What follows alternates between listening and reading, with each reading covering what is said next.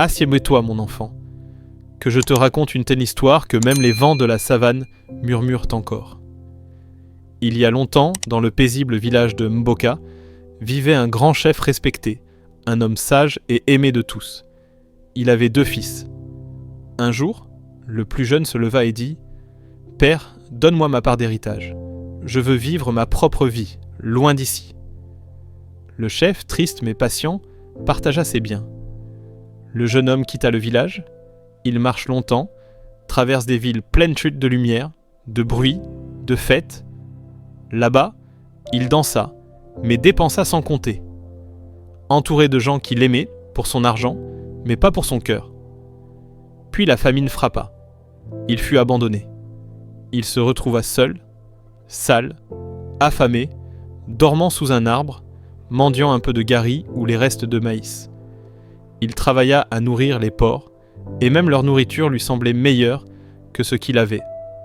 Un soir, il lève les yeux au ciel, et dit en pleurant « Dans la maison de mon père, même les serviteurs vivent mieux que moi. Je vais rentrer.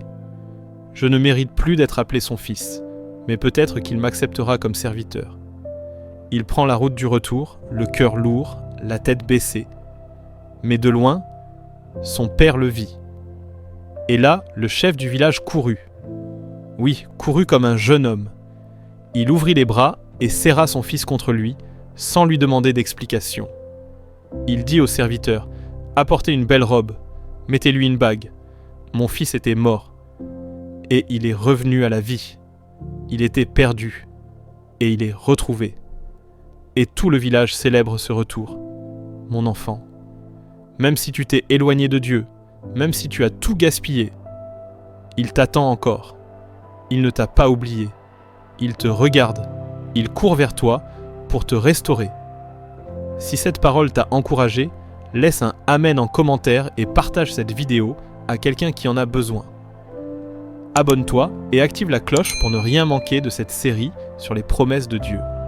À demain pour une nouvelle promesse biblique.